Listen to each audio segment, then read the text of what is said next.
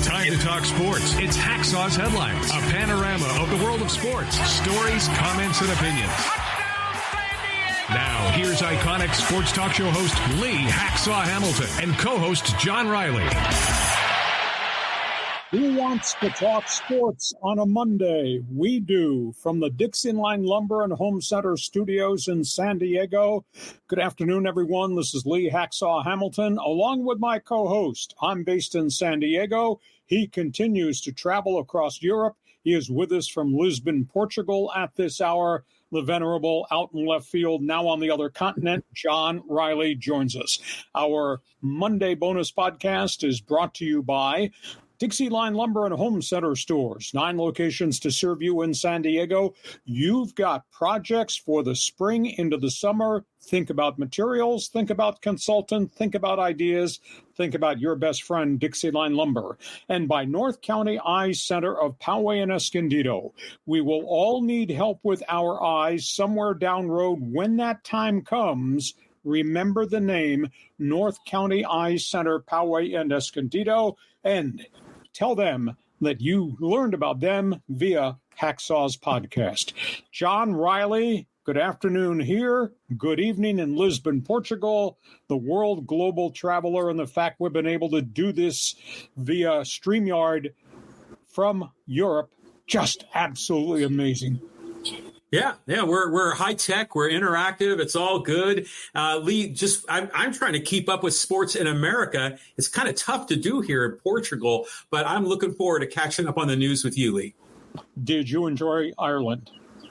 Oh, yeah. Oh, my God. Ireland was fantastic. We wrapped it up going to the Cliffs of Moher on our way back to Dublin to get on the airplane, but we were there for a week and a half, and it's just spectacular, just driving all around the island. And, we'll be home back in San Diego at the end of the week.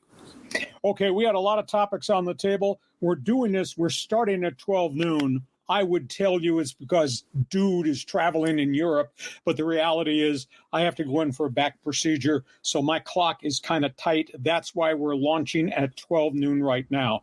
John, when we're done with this podcast, before we sign off, we're going to invite everybody to jump on board Fans Forum. Just tell everybody on live stream how they can join us.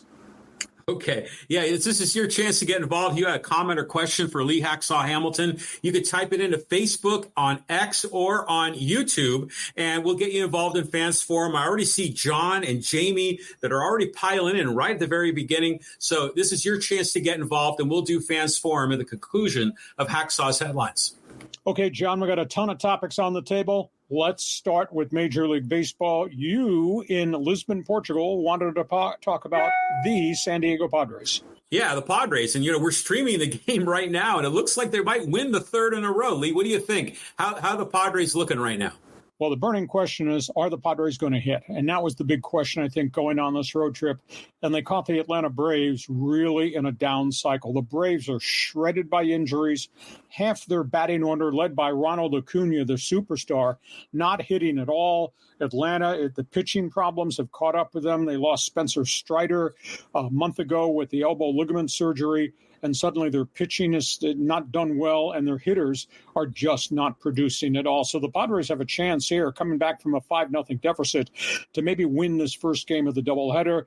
The Braves, right now, the Braves are getting battered. Dylan Cease got lit up today, but the Padres came back against the Atlanta bullpen. Downside, Xander Bogaerts goes down with a shoulder injury early in the first game of the doubleheader. And the burning question, when are these guys going to start to hit? Well, Manny Machado was in a 3-for-38 hole. He had 2 hits yesterday. He has a 2-run double today. Xander had a big hit yesterday. Kim had a home run. Profar's hitting 325. Jackson Merrill was in an 8-for-16 hot spell. And Cronenworth, with a big 2-run hit today, seems to have found his groove. The other thing is the Padres have stumbled across another relief pitcher, and this is kind of interesting, John. I don't know that they knew what they had in Jeremiah Estrada, but now suddenly he's become a key component running in tandem with Robert Suarez, who's got, the 10 saves and an ERA of under 1. Estrada's yet to give up a run in his last 10 innings coming out of the bullpen. And then on top of all that, Yu Darvish gets his 200th career win yesterday, which was spectacular. Add into that, Joe Musgrove is going to come off the disabled list. He will start tomorrow against Cincinnati. And the Padres signed longtime DH outfielder David Peralta insurance policy. It's been a chunk of time with Arizona, did pretty well, was with the Dodgers last season. He's a 279 hitter. Peralta's going to be insurance policy in case any of these outfielders get hurt. He is starting down at El Paso right now. And it's important the Padres gather themselves in. I would have never imagined the Padres could win 3 in a row in Atlanta, but like I said, they hit Atlanta in a real down cycle. It's important they do this because they got the Yankees and the Phillies coming up on the schedule in the next week or so. So right now, thumbs up Padres. However, they're not gaining any ground at all on the Los Angeles Dodgers. John? Yeah, I mean, the Dodgers are like in a different stratosphere. But how can the Padres take 2 out of 3 against L.A., now win the first 3 in a row against the Braves, but lose 3 in a row to the Rockies? I mean, this is like a schizo team. Yeah, it boggles the mind. I don't know that there's any explanation except if you don't have good starting pitching every time in the rotation, you're going to have a problem. And Cease has had a couple of rocky outings along the way. Obviously, no Musgrove. Randy Vasquez has not pitched very well. He's going to throw in the second game of the Padre doubleheader. But a lot of baseball to be played. But winning 3 in Atlanta, which I did not think was possible until you look at the roster of the Braves and understand what the hell's happened to them. So this is good news for the Padres if they win this first game of the Twin Bill. From that, next topic on the table belongs to the Dodgers. The Dodgers. I mean, pitchers in the news. Lee, tell me more. Well, the Dodgers are 32-17. The Dodgers are on a hot streak. They have won 13 of their last 17 again. They keep winning with their last at-bats. They beat the Cincinnati Reds twice on the weekend, John, with ninth-inning rallies. Pretty impressive team. Ohtani keeps getting key hits. Big story, Walker Buehler, who had 2 struggling outings coming off the disabled list, coming off 23 months of not having pitched. Walker Buehler throws 6 shutout innings, a 3-hit ball, was clocked at 95 miles an hour, and he looked like the Walker Buehler of old. He's pitched pretty well. By the way, the Dodger bullpen, which was misery at the start of the season, it's got a 0.54 ERA, John, in the last 12 outings. Now, there's some bad news. They lost another young pitcher, Emmett Sheehan, the kid that came up last year and pitched pretty well at the back end of the season when they needed pitching help. Elbow surgery, gone for a year and a half. That's 11 pitchers still on the disabled list. And a bit of a surprise. A year ago this time, we talked about the young outfielder, James Outman, and how good he was. And he had a really good rookie season. He's been sent back to Oklahoma City. He was batting 147, just not the same player right now. It's like scouting reports have kind of caught up to them. But entering play today, Dodgers 7 games above the Padres, and obviously the Padres have to keep winning, and you think something will cool this Dodger team off, but as long as the top of the batting order is the top of the batting order and they're playing, might not be real easy, John. Yeah, I mean, every time the Padres win, I always look over, see how the Dodgers are doing. They're always winning too, So I think you kind of have to, as a Padre fan, you'd love to catch them, but it's maybe not realistic at all. But it's interesting how M. Sheehan got hurt. I mean, that was a surprise to me. Outman, who, by the way, has one of the best names of a baseball player in the outfield, James Outman. He got sent down. That surprised me, but yeah, he wasn't cutting it for a MLB team. Well, he hit so well last year and played a really gritty center field. He's not hitting worth a lick right now. Sometimes scouting reports catch up to you. Sometimes a kid is trying to do too much. Let's talk about the third team here in Southern California. We always touch bases on the Padres and the Dodgers, and if there's news about the Angels. Yeah, well, there is news about the Angels, and it sounds similar to news about the Dodgers. Well, it looks like the Angels have found a hitter. This is really hard to believe. I mean, all their player acquisitions, I think, have really been poor since Ohtani left. It's like they're shopping at the Dollar General store. They stumbled upon an outfielder. His name's Kevin Pillar. He's had success other places, did well in Atlanta, did well in Toronto, was in Cincinnati for a while. They found him on the free agent list, and he has stepped up, and he's hitting well over 300 since they brought him in about 10 days ago. I don't know whether this will keep up, but he's a bit of a catalyst in the middle of the batting order that does not have Mike Trout, does not have Anthony Rendon, who's a bunch of young guys who sometimes hit the ball, other times don't hit the ball. Pitching depth continues to be an issue. To me, it's still team utility man. You look at the roster, it's either young guys being force-fed or it's just utility men they picked up at the Dollar General store. Here's a stat that'll stagger you. You know, we've talked about some of the weird games that we've watched this spring so far. You know, Padres had 11 walks in a game and couldn't win against Colorado. And, you know, the Padres were just horrible with runners in scoring position. And the Dodgers at one point were hitting 500 at the top of the batting order. Here's a stat for you. Angels on the weekend in a loss on Saturday, 0 for 18 with runners in scoring position. 0 for 18. So, you know, they're in last place. They're 17-29. I think it's a hopeless season.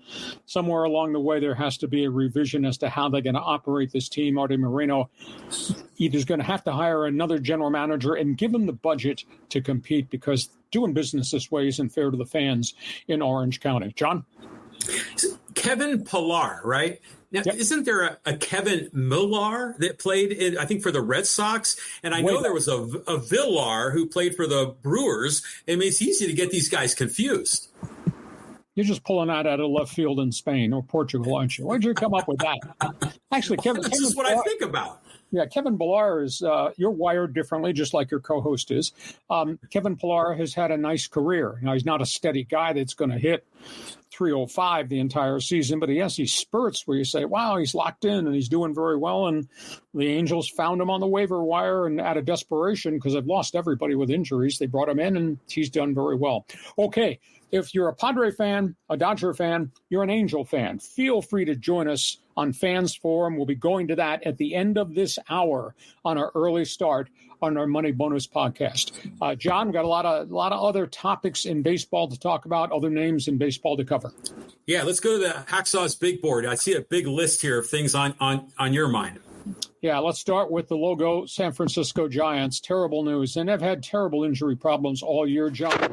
They have lost Jung-Hoo Lee. Gone for the year, torn labrum, shoulder, major surgery will be coming. Devastating. He was hitting in the 280s.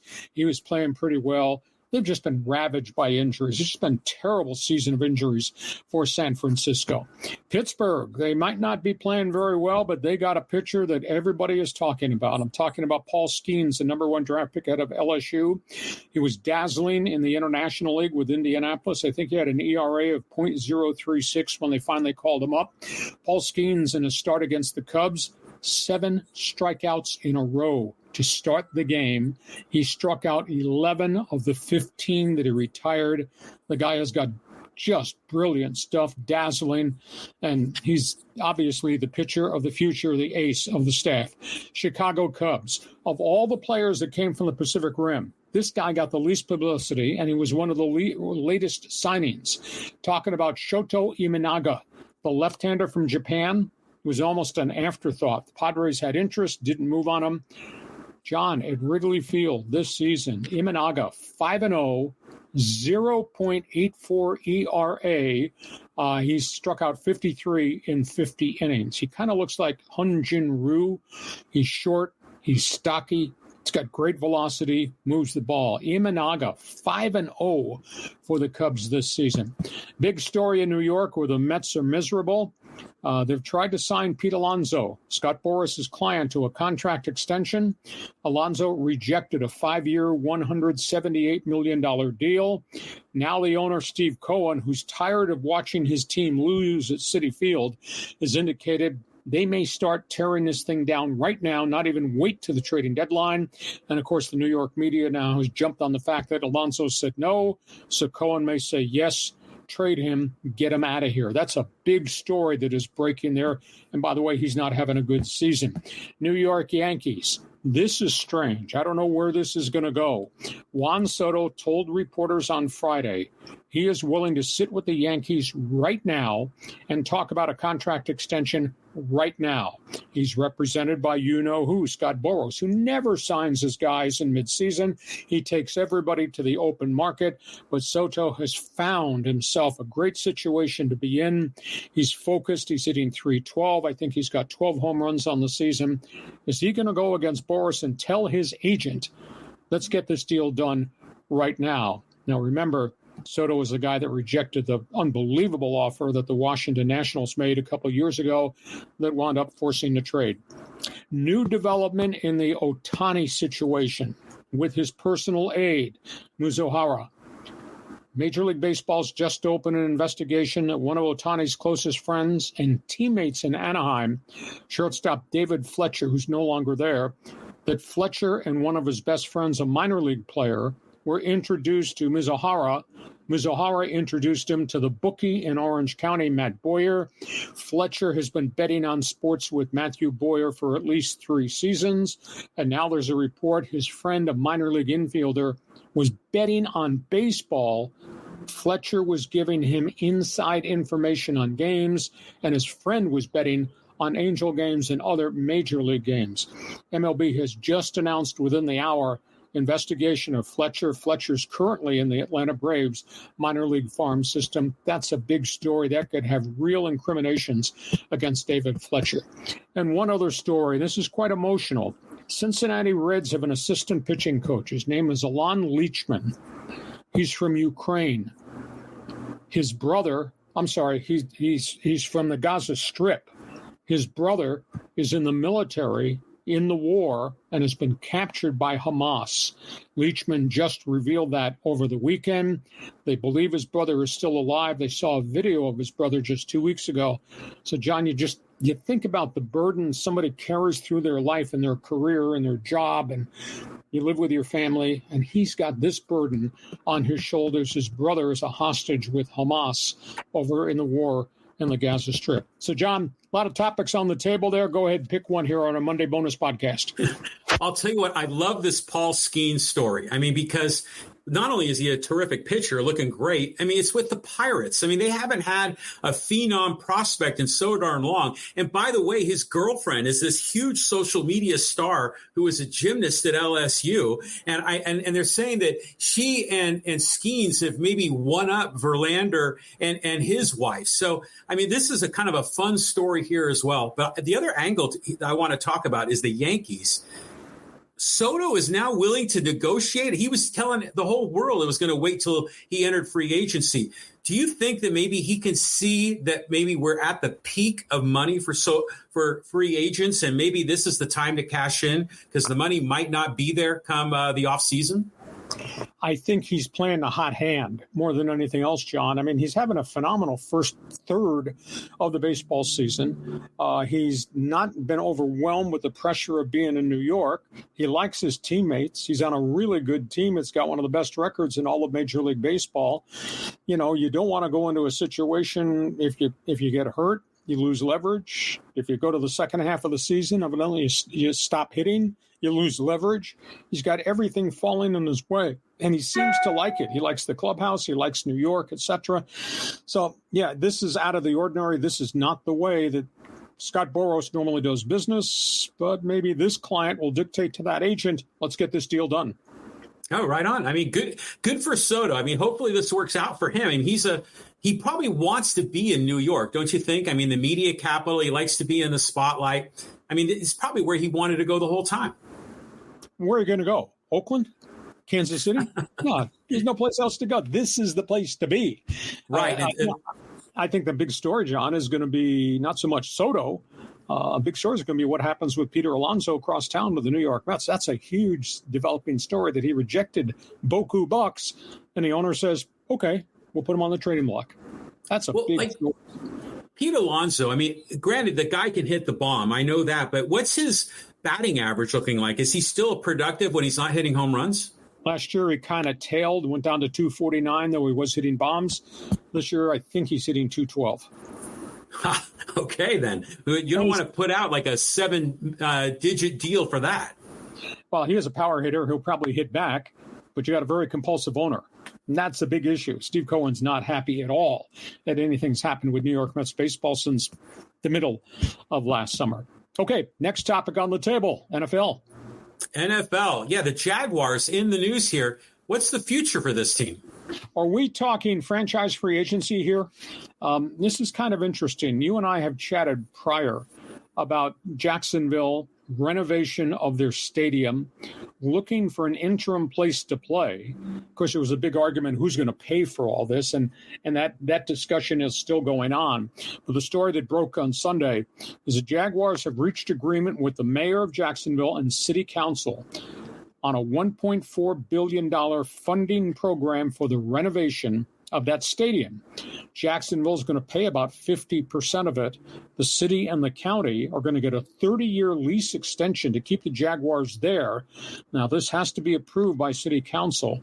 I don't know that it's been rubber stamped, but the agreement is the Jaguars would play at reduced capacity in 2025 and 2026, so they could start the renovations and part of the upper deck of the stadium. In 2027, they're going to be a road team. They're going to leave Jacksonville for 2027. They've been shopping. They're looking to try to find a place to play. They go to Orlando. There is a theory out there. The NFL wants to experiment. Would they make him a London-based team for a full calendar year and play a whole 17-game schedule in London? So this looks like good news that the mayor has agreed to the expenditure. It goes to city council. I think it might be hand-stamped that it will be approved, and then Jacksonville has agreed to pay 50%. They're going to lose some money because they're going to play for less than capacity the next two seasons at home, and then they're going to have to go on the road and, have to find a place either in Florida, which I think they will. I don't think that they want to vacate Northeast Florida for a whole year and become a London-based team on an experiment with the NFL. But that's the latest in the NFL. Interesting that they're finding a way to make it work in Jacksonville. But how big is that market? I mean, it's got to be a lot smaller than San Diego. And just for grins, if the Jaguars were to move somewhere, and if they were to move in the United States, I mean, what's the biggest expansion candidate in America? In all honesty, I don't think they'd leave Florida. I think that we have bowl games that are played in Orlando, Citrus Bowl, etc. Gainesville at the University of Florida Stadium might be available. I think they want to stay in their market. I know you're trying to finagle this storyline and say, well, they could come to play in San Diego. Where are they going to play? Yeah, Petco Park. Petco Park's not going to host a National Football League team. There's really no place to go, with Oakland. But, they want to go to Oakland for full calendar year. Nah. I think maybe they play a mixed bag schedule. Maybe they dabble a little bit in Gainesville. Maybe they do something in Orlando. I think there are other places to play on an interim for just that 1 year, which is 2027. But it's a big story because in today's economics, John, I don't see very many cities or counties ponying up the kind of money that some of these owners are asking for. And yet Jacksonville is going to pay 50% of this and has agreed to take less money in the next 2 years at home. And the cities and county has agreed that we'll co-fund this thing at a higher price for you. So it probably turns out to be win-win for Jacksonville, despite your attempts to get a team in San Diego since we don't have a stadium. Hey, we get to halftime. We hope you're enjoying our Monday bonus podcast. Hacksaw here in San Diego. The global traveler John Riley is today in Lisbon, Portugal, after spending last week drinking Guinness beer in Ireland. As we continue. Program note, if you like everything we do, we want you to share. We want you to subscribe.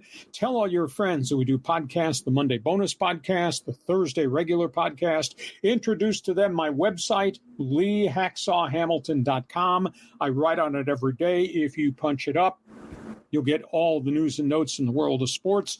And a reminder, subscribe to our podcast. That way, every time we put something new on the podcast, you'll also get notification of that. Our podcast is brought to you by North County Eye Centers of Poway and Escondido. We will all need help with our eyes somewhere down road. Whether that's just a vision test, new glasses, contact lenses, or something more significant. And this stuff happens. Cataract, pink eye, glaucoma.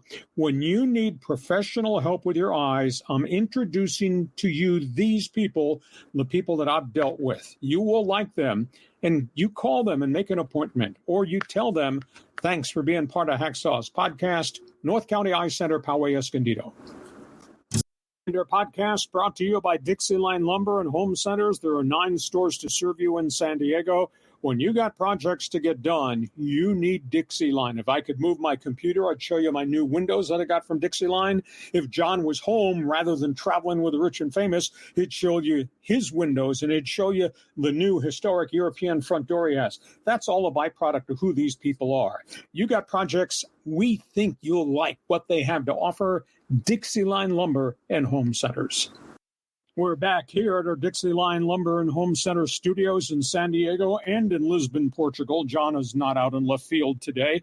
Our 12 o'clock early start today, I would tell you it's because he has an appointment to go drink some more Guinness beer, but it's because I have to have a back procedure later in the afternoon. That's why our Monday bonus podcast started at 12 noon. John, when we're done telling people the big topics on the table and what we think, they're going to tell us what they think. Introduced to everybody on live stream Fans Forum.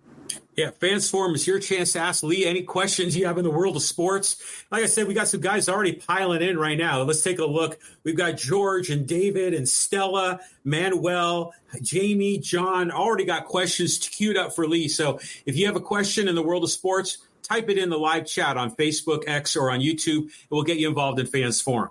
And we appreciate you being part of our Monday bonus podcast. Hoops, we got a lot of basketball topics on the table. Yeah, here we go, Lee. Look at the big board. Lakers, Nuggets, a lot of big teams here on the list. Yeah, let's talk about Laker basketball. First things first. Lakers obviously conducting a search for a new head coach. The Lakers have also got rumors swirling around them about trade proposals. My sources tell me the Lakers have talked to the Cleveland Cavaliers about a deal for high-scoring guard Donovan Mitchell, who's a year away from free agency and has not negotiated a contract extension with the Cavaliers. The reports are, however, that the Lakers would have to give up this year's number 1 at 17 and would have to give up Austin Reeves. Cleveland doesn't want later first-round picks. They don't want next year's first-round picks. They want instant help. I don't know that the Lakers want to trade Austin Reeves and a number 1 for Donovan Mitchell. The other one is they're evidently having conversation with New Orleans about bringing back Brandon Ingram. And, of course, he was a really good young player here who was shipped away and became a star with the New Orleans Pelicans. That price tag would be number 1 this year, number 1 next year. Ingram obviously is a walk free agent in a season. So keep that in mind, because not only are they trying to configure who's going to be their head coach, what is LeBron James going to do, but how do they make this team better? They're trying to get a third scoring wheel offensively. Donovan Mitchell, one idea, Brandon Ingram, the other. Let's, John, your response to that. Well, first of all, do you think the other teams in the NBA kind of know the Lakers kind of over the barrel, right? Like they're using leverage here because there's so much pressure for the Lakers to be productive, and they have very few number 1s to give away. I mean, it's almost like the Lakers have got to give up a great deal just to get that one big player. Yeah, and I also think everybody knows, you look down that roster, I don't want any of those guys. There's no sixth man that you think's a difference maker. I don't see any young draft pick that they're trying to develop that might be a player in the league. So, I think they do have the Lakers in a bind right now. Okay, let's talk playoffs. This question, Denver, Minnesota. This finishes up as an unbelievable series, record-setting series, amazing growth series for Minnesota. Horrid end for the Denver Nuggets. Give me that trophy back. Minnesota came from 20 points down last night to beat the Denver Nuggets.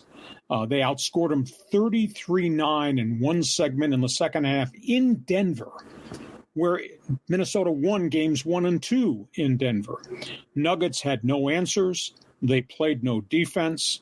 There's so much bitterness in that locker room in Denver as to how this could happen. And this came on the heels of what happened in Game 6 of that series back in Minnesota. Minnesota had scoring runs of 20-0, 13-0, and then 24-0 in beating them by 45 points. I mean, you talk about utter disgrace and embarrassment. And Mike Malone's taken a lot of heat in Denver. He says we need to make changes in this roster. He was furious. Nobody played defense. Their three-point shooting went away. Jokic couldn't do it by himself. What an awful end there for the Denver Nuggets. Losing the first two games at home, record-setting losses, then getting killed in Game 6 in Minnesota and blowing a 20-point lead in Denver in Game 7. Just nasty. In Minnesota, they grew up on the job. Rudy Gobert, Karl Anthony Towns, they backed up the trash talk with a win, and obviously they got the great guard that everybody is talking about right now. So Minnesota is headed to the Western Finals. They look like a really good team. In the East, Indiana put away the New York Knicks, or maybe injuries put away the New York Knicks. If the Knicks didn't have enough problems, they've lost 5 players during the playoff series with injuries. Jalen Brunson fractured his left hand in that game last night. The Knicks, they showed lots of heart. They just did not have lots of players. And Josh Hart was playing less than 100%. So Brunson and Hart are your 2 leading scorers. And, of course, they've never had Randall.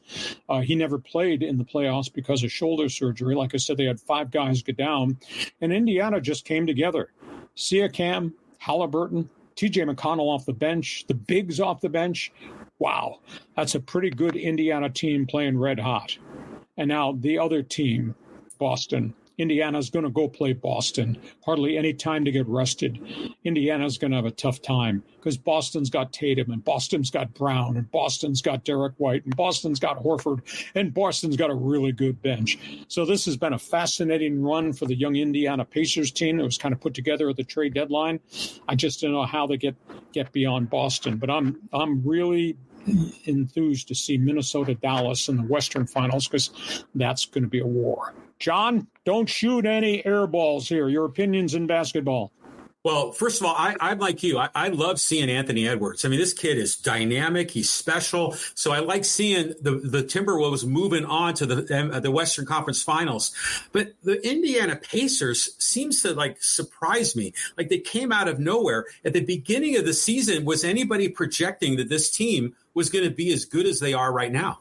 Well, we knew Halliburton was developing into a star, and they had 3-point shooters. And, for a large chunk of the season, John, they led the league in scoring, but they also led the league in lousy defense. But at the trade deadline, they made some transactions to get a little bit of grit, get some size, and they just started collectively playing really, really well together.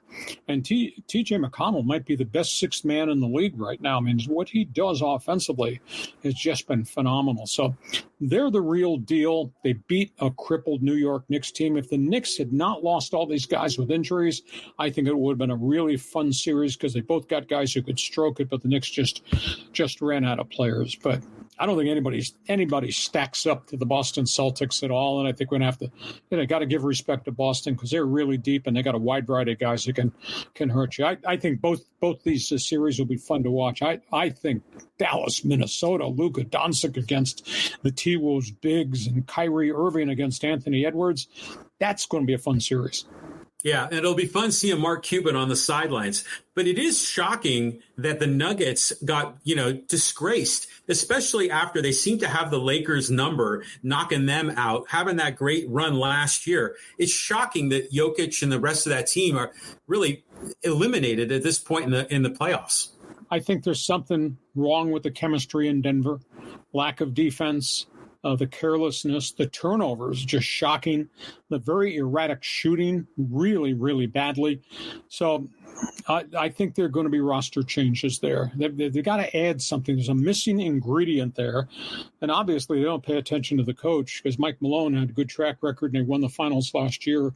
It's a terrible, terrible ending to the season. Okay, we go from hoops. Let's talk puck. Yeah, puck. You got some updates here. Oilers, Canucks. Game 7, NHL playoff series. Edmonton, Connor McDavid, Leon Draisaitl, Evander Kane, and their goaltender Stuart Skinner. And really good defenseman in Vancouver tonight, Game 7.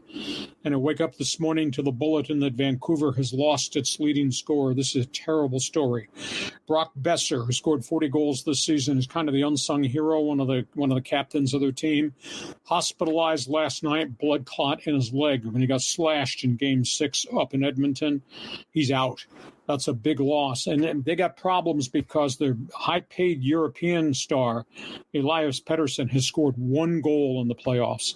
And there's a lot of heat on him, and he just doesn't play with any consistency at all. And Vancouver's been an unbelievable story. I mean, they've gotten to Game 7 here with their third-string goaltender. Now they got a real problem because Edmonton's got all that firepower, and Edmonton can win in Vancouver, so that's a big deal. Artur Šilovs, the Latvian goaltender for the Canucks, will start, even though Thatcher Demko, the San Diego native, has practiced in the last couple of days. He had that patella tendon injury. They're going to stay with Šilovs. He's going to be under fire. We saw in Game 6, Edmonton just sent wave after wave crashing the crease to try to disrupt Šilovs, and Šilovs was swinging a stick and belting guys in the crease. It's going to be hard, though, without Brock Besser. This Vancouver team has played very, very well, but this is Edmonton, and this is Edmonton with maybe the 2 best goal scorers, point producers in the NHL. John? Well, I think we know a lot about Edmonton historically, of course, with Gretzky and now this Connor McDavid and always struggling to win it. But I'm curious about the history of the Canucks. I mean, have they ever won the Stanley Cup? Have they ever had like a great deal of success? They were part of the NHL's expansions in the 1960s. They came in kind of around the same time that the Philadelphia Flyers came in. They did get to the Stanley Cup Finals with a really good team. I think it was 1995 New York Rangers, and went to the finals, did not win, but they had great players at that time. But then the team got old, and they replaced them, and they fired the general manager. They've been through a ton of coaches. This team was kind of put together on the fly in and around the NHL trading deadline, and they made some good deals that really helped this team. I made a couple trades with Calgary that really helped them in terms of getting grit and toughness and size on the back end. But you run out of players, and they're not the equal talent-wise of what the Edmonton Oilers are, but they've made it up because Rick Tocchet's done a tremendous job. The ex-LA King, ex-Flyer, ex-Penguin, tremendous job selling these players about grit and toughness and all out every shift, every night. That's the way Vancouver plays. But with Besser in the hospital last night, that's a devastating blow to the Edmonton Oilers. Wow. Well, it's going to be a big Game 7 tonight, Lee. On we go. Lots of stuff to talk about, a ton of it involving golf. You wanted to check the SportsWire? Yeah. I mean, I saw some of the headlines here when I was in Europe about Scheffler getting arrested. I mean, this is a crazy story, but, good on Xander for winning it all. All right, let's talk first of all about Xander Schauffele, ex-Aztec. Wins his first Grand Slam. He's been close a couple of times. He was on the final day, final grouping at the Masters. He was in second place at the U.S. Open. He's had some leads, including last week at the Wells Fargo, where he had a 2-stroke lead and it got away from him at the end. He's been right on the periphery of becoming a star. He is now a Grand Slam winner. And what Xander Schauffele did was just absolutely amazing. He had 9 birdies on Friday, 4 more on Saturday, and he jumped into the lead. And then they came hunting, and they almost caught him. But yet he kept making shots on the back 9, and he fought off everybody. I mean, he wound up fighting off DeChambeau, Morikawa, Hovland. They all made runs at him in the last 5 holes, and all of them wound up shooting bogeys trying to catch him, with the exception of DeChambeau, who hit a birdie at 18 to tie for the lead. Xander came back. Last group in, he hit the birdie to win it. It's just a tremendous credit to who he is and how he's developed. And I guess it takes a special mindset to win a Grand Slam and not fade when you're playing a Grand Slam and everybody's at your back. So hats off to him. He is now graduated into star status on the PGA Tour because he's been so close. He just never got over that line. The Scheffler situation, he was due in court tomorrow. They've now just delayed it into the first week of June. They're going to try to work a plea bargain. I guess the only word I can use is bad decision. why would you act this way at 6 o'clock in the morning when the police are investigating a fatality right out front the country club in Louisville, Valhalla, and they tell you to stop? And you flash your credential like, do you know who I am? And you try to drive around them, and a police officer runs over, grabs the car, and is dragged 10 yards with injuries, and then Scheffler finally stops. And, I mean, he is lucky, John, they didn't pull a gun on him, because the police were enraged that this guy was pulling away with the officer trapped inside the car, getting dragged along the road. He obviously now admits that he made a bad decision. He's got 4 traffic charges against him. I think they'll drop the felony police assault issue, dragging the police officer. But his game fell apart in the last 2 days. He just kind of caved in and he faded. But just talk about a bad decision. So, John, your comments on golf? Yeah. Well, I mean, it seems like Scheffler played really well the day he got arrested, which was kind of funny. I mean, we figured he would have melted down then. But, we've talked about how the PGA, a lot of their players seem to lack a lot of that personality. All the interesting guys are playing in LIV or they've retired. Now we have something to talk about with Scheffler. But as far as Schauffele goes, I'm thrilled. I mean, my wife and I were at dinner. We were hitting the refresh button on our browser, getting updates on the PGA Championship. I think it's great. I think the criticism was that he couldn't win the big ones because he got too conservative on Sundays when he had the lead. So it sounds like he was out there being aggressive all the way through. Yeah, it was a tremendous victory, and the fact he fought off all these veterans, that was pretty impressive. Other topics on the table, auto racing. Speaking of the word tension, I sat there and watched a whole bunch of the Indy 500 qualifying. It was amazing. The track was at an all-time record 130 degrees on the pavement, and here they are close to sunset trying to qualify. Scottie McLaughlin from Team Penske ran a 235-mile-an-hour lap on that hot pavement. He grabbed the pole. Will Power, his Penske teammate, ran a 234 lap. He qualified second. Joseph Newgarden ran 2 laps of 234 in the heat. He qualifies third. So the entire Penske team will start on the front line. The amazing storyline is Kyle Larson, the NASCAR driver who's going to do a doubleheader. He's going to run the 500 on Sunday and then go to Charlotte and run the Charlotte 600 on Sunday night. First time in an Indy car. He qualified at 232.8. He's going to start, I think, 5th. It was absolutely amazing. But the tension for these drivers up front. And then they did the final 4, they call, to try to qualify to get the last 4 starting spots at the back of the grid, was with these teams that don't have a lot of money and they're one driver cars, unsponsored. And the tension on them to be able to qualify at reduced speeds, obviously, just phenomenal. Because if you don't make the 500, you're in big, big trouble financially as a small money team. So Indy 500 comes up on the weekend. Preakness, upset in the mud in Pimlico. Steele the Gray jumps the start, gets out of the gate faster than anybody else, fights off all the challengers, comes out of the 4th turn and has to fight Mystic Dan, the Derby winner, which made up a lot of ground. If that race had gone another 10 yards, Steele the Gray might not have won. But Steele the Gray pulls off the upset. Mystic Dan had a really lousy start, was a distant third out of the gates. It was a good race. Of course, Muth, the heavy favorite, was not running because of the viral infection that horse had. Soccer, never been done before. You think about English Premier League that goes back to the early 1900s. Manchester City won its 4th title in a row in the English Premier League. That's never been done. Never been done by Liverpool, never been done by the historic, iconic Manchester United. Manchester City wins its 4th straight. Erling Haaland finishes the season with 27 goals. And speaking of crosstown, Manchester United is probably going to fire their manager, their coach, Erik Ten Hag, probably sometime this week. They finished in 8th place in the EPL. And then in boxing, and boxing has disappeared off our radar here in the United States. Tyson Fury, who was the unbeaten heavyweight champion, ran into a buzzsaw and lost to a Ukrainian heavyweight star, Oleg Lysik. Lysak knocked him down in the 9th round, pounded him in the 10th, and won on a split decision. Lysak from Ukraine is 23-0. Fury is 6'9", had a 30-pound weight advantage and lost.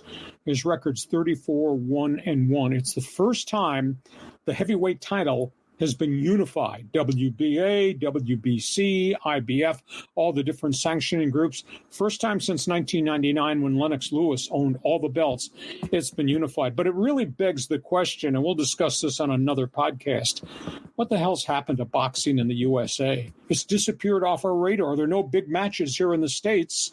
The Olympic team's no longer dominant. I mean, it's a far cry from the era of Ali, Smokin' Joe, Foreman, Larry Holmes, Sugar Ray, Lennox Lewis, Holyfield, Hagler, Hearns, Duran. I mean, it's a different era. So, John, I threw a lot of topics on the table. Pick a couple there. Give me a comment.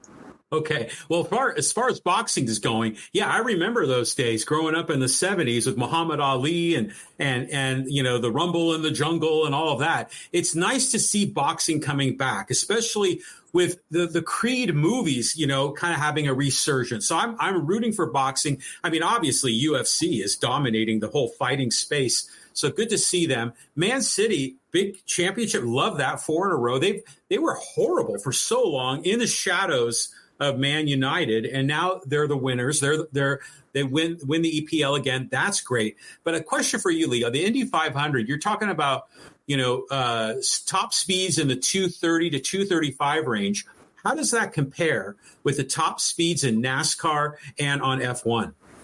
Well, that's top speed, single lap, open track. The speeds go down when you're running in traffic. The dirty air becomes much more violent, which slows the cars down. NASCAR on hot laps, guys might get it up to 220.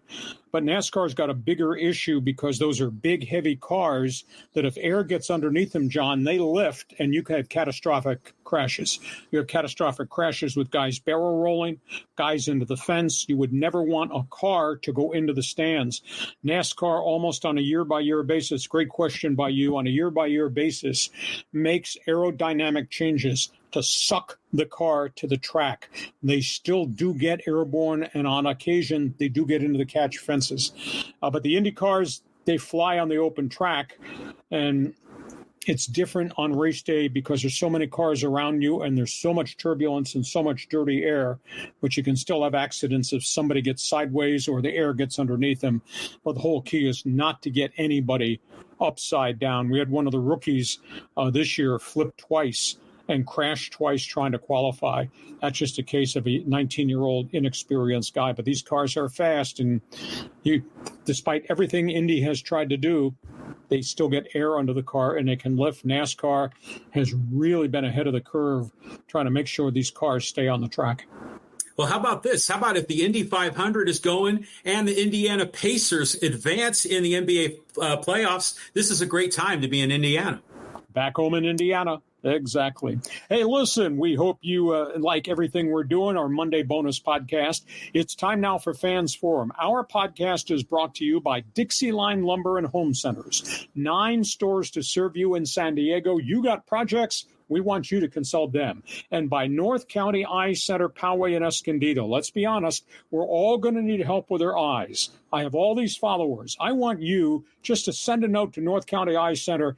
Thank them for being part of Hacksaw's podcast. And when it comes time for you for vision test, glasses, contacts, think North County Eye Center.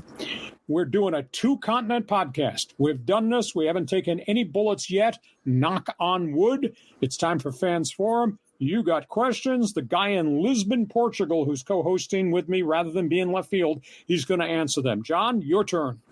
Hey, well, I'm noticing here the people in Fans Forum, one of them, I think, is the mother of Aztec star Jaden Ledee. It's from Stella Ledee.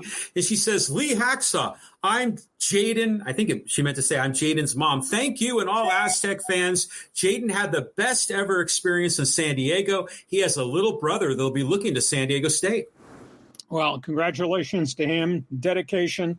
He made the right decision. A lot of kids should consider the Jaden Ledee plan, going back for a final year, which pushed him to the top. And to the family, I say sorry that you got mistreated, I think, by the people at the NBA Draft Combine. He'll have a window to maybe sign a contract with somebody, come to somebody's camp as a free agent. I'm sure his representatives will guide him towards a roster he can make. It does not necessarily have to be a big-name, sexy team. The whole key is to get yourself into a camp and get yourself into the right camp so you make it. Fine young man. Very pleased at what he became. Prime example of how great Brian Dutcher and that coaching staff and that program is, but the kid made the right decision to stay the extra year. John? Yeah, well, there's no doubt that he made a great choice to do that and to come to San Diego State. And look how the coaching staff, Brian Dutcher and his crew, how they helped develop Jaden. And wow, has he been a star? It's interesting that Nathan Mensah, who was, Ledee was his backup. He got a lot of time there with the Charlotte Hornets. Jaden Ledee could be a dominant player in the NBA if he's just given an opportunity. But this whole NBA Combine, G League Combine, none of it makes sense to me. Well, I just think you're treated unfairly not to get the chance to go to the camp. But he'll have the opportunity to be in somebody's NBA camp. And the key situation is for the kid, the family, and his representative, the agent, to make the right decision, go look at those rosters. If he gets offers, pick the right roster that gives him the best opportunity to walk in and make somebody's team. John, next question. Next question. Let's go. Padre comment. This is from Jamie. He says, why do the Padres play better away and at home they don't? Yeah, it's absolutely amazing. And why do they play well against good teams and then just go 6-11 against last place teams so far this season? They won the first game of the doubleheader coming from behind, but like I said, they caught Atlanta at really a low point. The Braves are just battered with injuries and obviously half their batting order. The Ronald Acuñas of the world are not hitting very well. I don't have an understanding as to why the Padres don't drive guys home. I mean, their batting average at home with runners in scoring position is just anemic. But we have a lot of games to be played. They just need to keep winning because they got to make up somehow, some way, catch some ground to close in on the Dodgers, and the Dodgers aren't giving any ground at all. Yeah, I just don't understand it, why they don't play well at home. I remember in the very beginning, the ball didn't travel. That was before they built all the buildings around Petco Park. We've talked about the Marine. Yeah, and then the marine layer was an issue. There was always some excuse why the Padres couldn't score at home, and now they've got this roster of stars for the last 3 or 4 years, and they still struggle at home. It's just a mystery. It was funny to me on Friday night watching the end because I mentioned this on KUSI on my Saturday morning sports segment.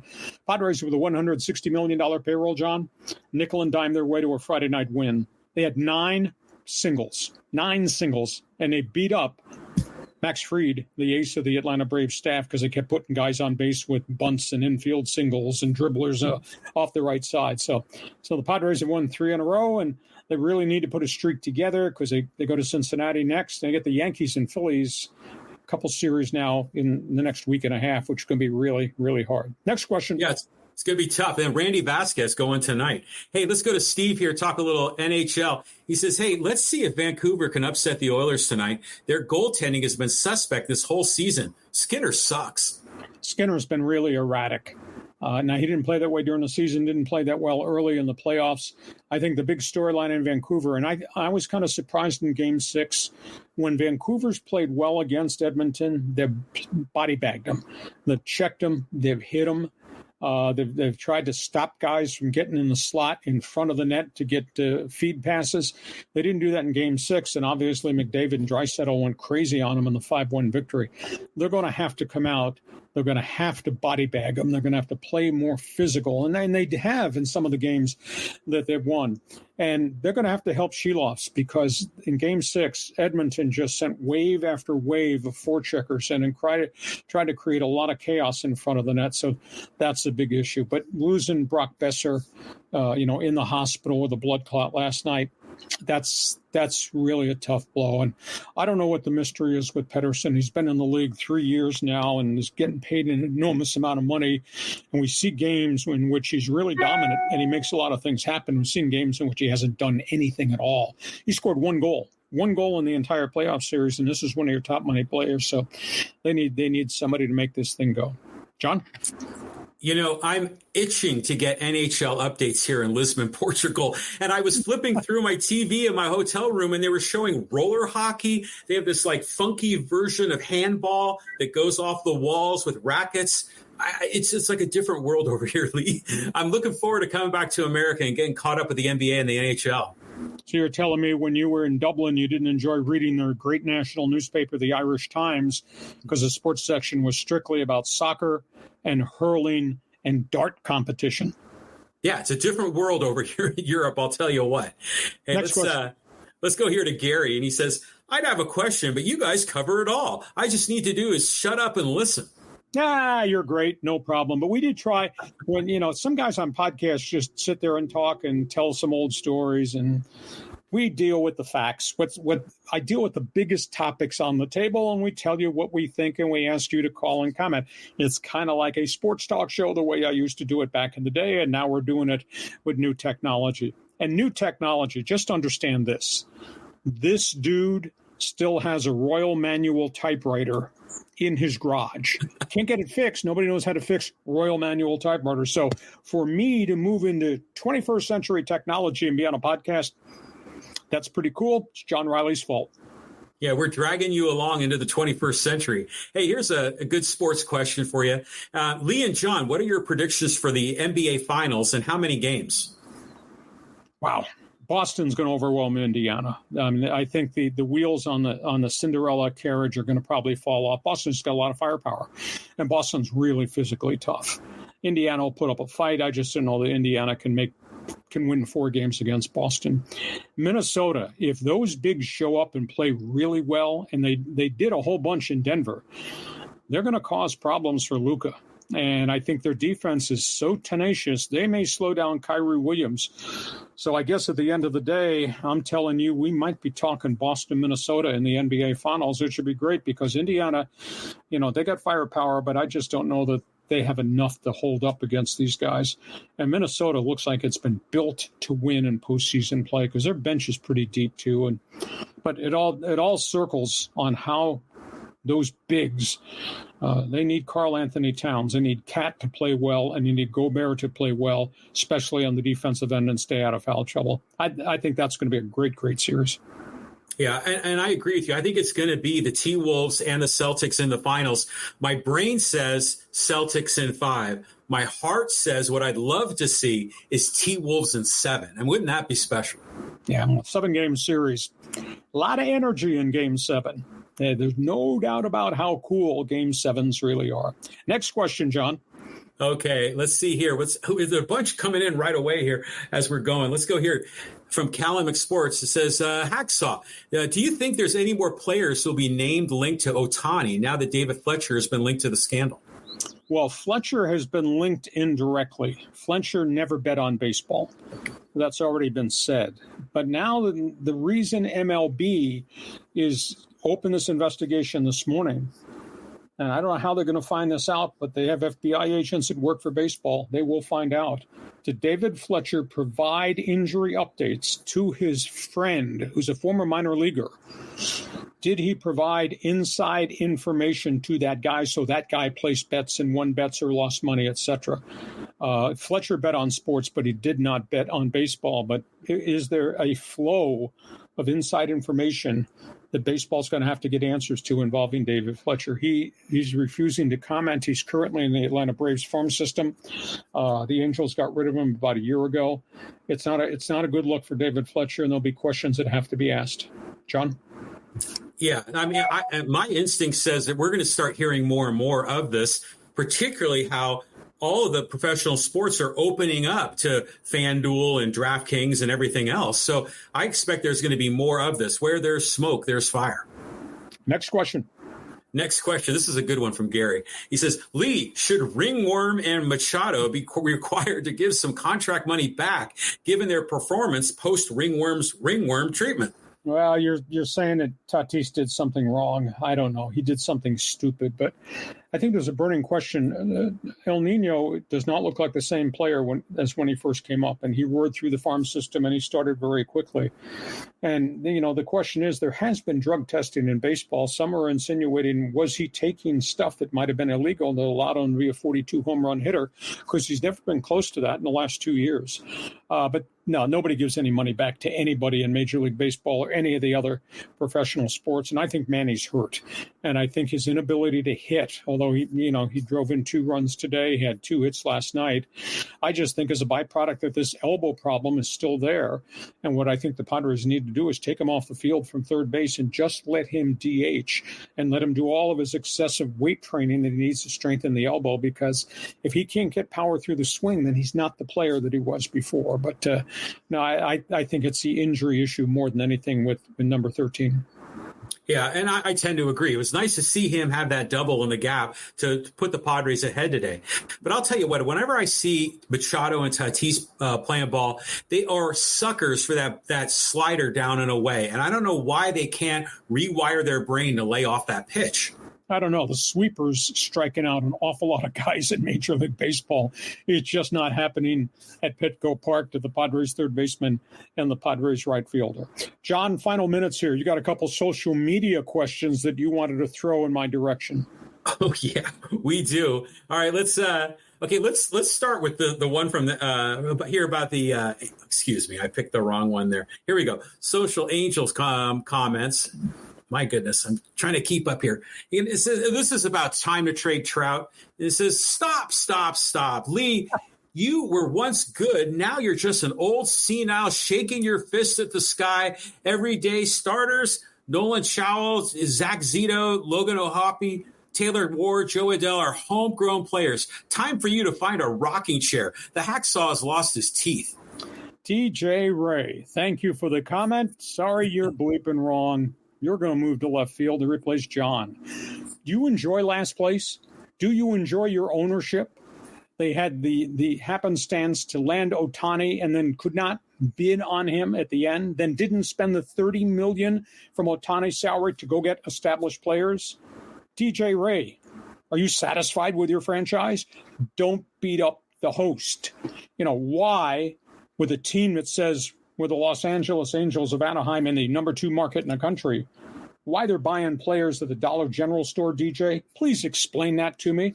I'm not bagging on O'Hoppe or Zito. I think those are good guys who came through the system. They don't have enough players. I swear to you, DJ, go down their roster. How many utility men do they have on their roster? How many 4A players do they have on their roster? Do that, because out in left field where you're going to be moving, there's no lights at night. So do it before you leave. I think they need a new leadership. I'd like to see new ownership. I do believe they'll make a change in general manager. But it takes time to fix all the wrongs that they have, and they have a lot of wrongs right now. John, that's my opinion. He's your best friend. He's out in left field where you normally are. Well, it seems like they've got a lot of really high draft picks, like Joe Adell. Mickey Moniak was number 1 overall in the MLB draft, but yet they go to Anaheim and they stink up the joint. Well, I think the other thing is I like Adell. Odell's never done anything in the major leagues. What's his 5th year? Now, he's hit some home runs this season. What's his career batting average? 206. Moniak had a discovery year last year, has not been able to back it up so far this season, but sometimes it takes time for guys to grow into the game. They've waited for Adell for a long time, and he's not an established, steady major leaguer. There's an occasional home run there. So I think there has to be a change at the top, and whether that's the owner or the team president, or maybe the general manager, or all three.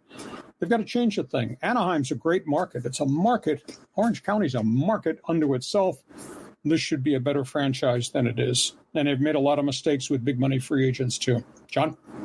Okay, let's move on. Let's get one more here from Dodgers. We posted that social media about why people hate the Dodgers. It lit up on Instagram. This is from Pete, and he says, I'm a Dodger fan, and I think it's because our fans can be pretty obnoxious. I have to say, though, that the current team is made up of some of the nicest guys in baseball. Well, winning creates enemies. Not everybody likes the New York Yankees, and they won forever and ever and ever. Winning creates jealousy, and that's probably got some rationale as to why the Dodgers are disliked lots of different places.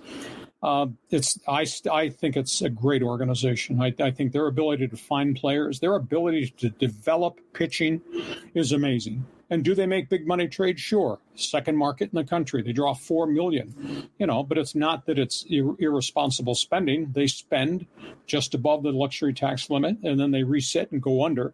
But their ability to develop players and find players is pretty impressive. Hey, listen, we thank you for joining us early. We had to start at 12 o'clock because John's going out to drink some more Guinness beer, and I have to go have a back procedure surgery today. But we'll be back on Thursday. We will X you our starting time on Thursday. It might be 12 noon again. It might be 1. We'll let you know when we get ready. But we thank you for being part of what we're doing here. Share, subscribe, check my website. I write on it every day. You get a chance, contact our sponsors. Tell them you're thankful that they've come on our team too. John, enjoy Lisbon, Portugal. Next stop, Spain. A week from now, we'll probably be back in our studios, and you'll be out in left field again with your opinions. Yeah, I'm looking forward to coming back to San Diego, Lee. It's going to be a great trip. And thanks for you. Thank you for joining us on Hacksaw's Headlines.